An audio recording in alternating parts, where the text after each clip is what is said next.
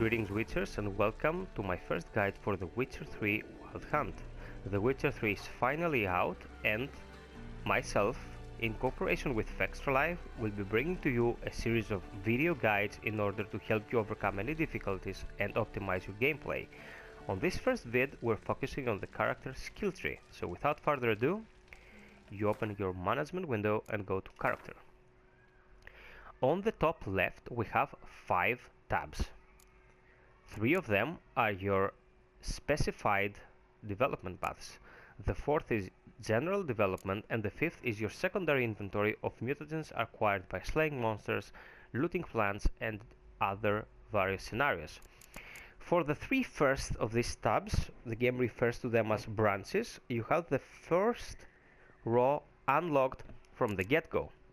They are the basic abilities that Geralt will be able to utilize in order to overcome enemies in combat using swordplay, science or alchemy.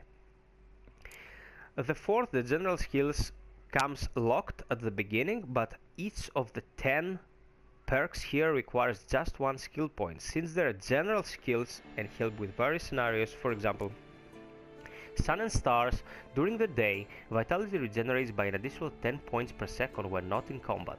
At night, stamina regenerates by an additional 1 point per second during combat. So, unlocking these 10 as soon as possible is a surefire way of maximizing Geralt's potential through various scenarios, combat and otherwise.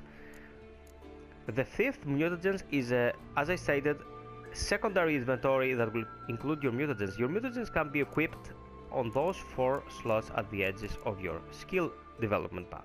So at level 2, 9, 16 and 28 you will be able to equip an additional mutagen. Of course you will be able to take off specific mutagens and equip others as you progress. The rest of these slots that will be unlocking as you progress your level are also reserved for equipping skills. At the beginning you have just 1 skill slot but no skills to equip, so in order to get more skills you have to develop these 3 paths. The developers have stated clearly that by the end of the game you will not be able to be everything in The Witcher 3. As with the choices made in the game world, so does character development rely heavily upon choosing a path. So invest heavily in one of these and play to your character's strength. I have to underline here that this playthrough that will be bringing to you the game guides that will hopefully help you will be done on the highest difficulty setting. So if you pay attention to what I will be doing and duplicate this effect, you will probably be able to overcome the lower difficulty settings or even the same one if you play to your character's strengths and manage to work out strategies that are effective against specific enemies. The development goes as follows. In each of these categories you have rows and columns. A row is a 5 skill set with different applications, whilst the column is the development of one of these 5 skills towards improving it. For example, here we have fast attack. Fast attack can be further improved by investing in muscle memory, plus 5% attack and 1% adrenaline generation in combat.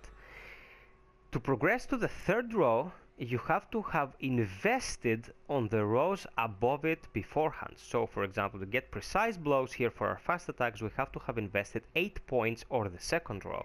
This similarly goes for science and alchemy, although the requirements are different in any one of these 3 categories. So for example, we need just 6 points here to get to the 3rd row, different than the combat branch that requires 8. So you will have to pick one of these branches pretty early on and invest on it heavily. This is the gist of the character skill tree in The Witcher 3 Wild Hunt. This is a community effort.